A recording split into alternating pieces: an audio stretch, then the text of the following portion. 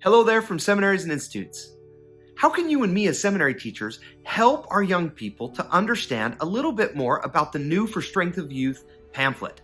This guide has been provided for their decision making. It's been introduced by Elder Uchtdorf and is an exciting new resource. Perhaps we can start by understanding its purpose and just reviewing what's been said, both by the First Presidency and by Elder Uchtdorf when it was introduced. Take a look. When you have important choices to make, Jesus Christ and His restored gospel are the best choice.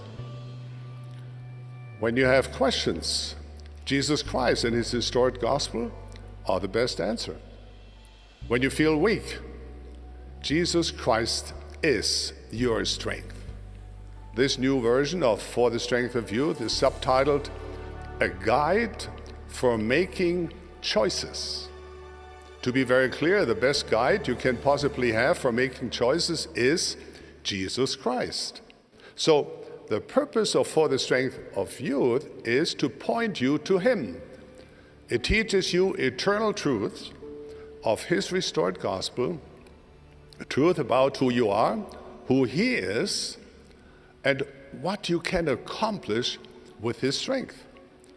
It teaches you how to make righteous choices based on those eternal truths. It's also important to know what For the Strength of Youth does not do.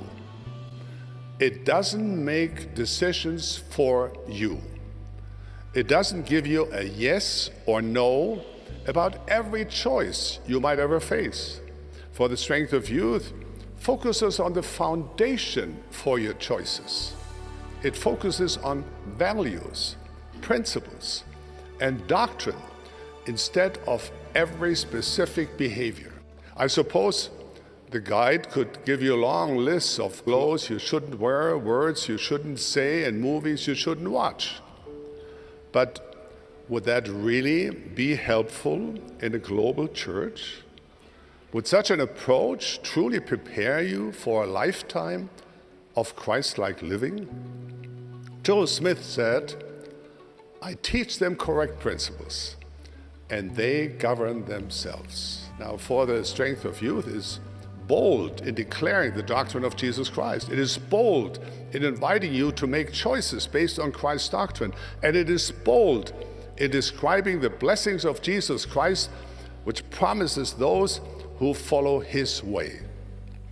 Important temporal and spiritual choices should not only be based on personal preferences or what is convenient or popular.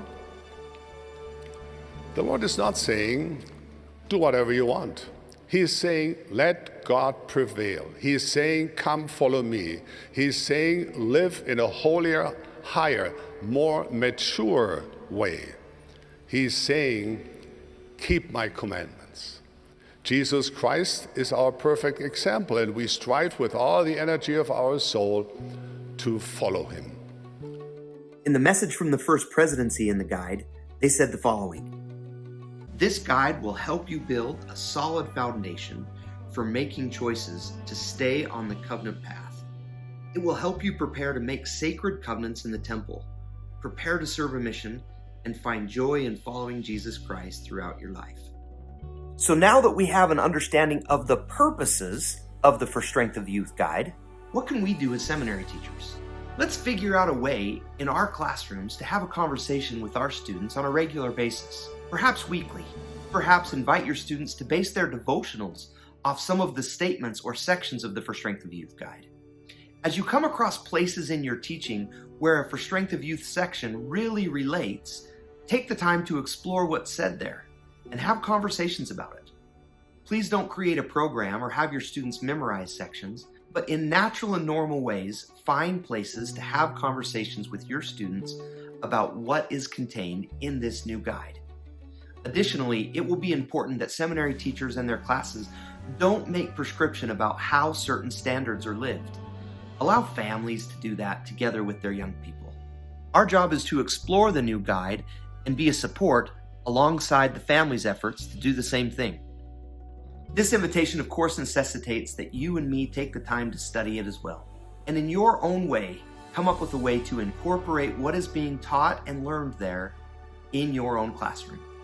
Thanks, brothers and sisters.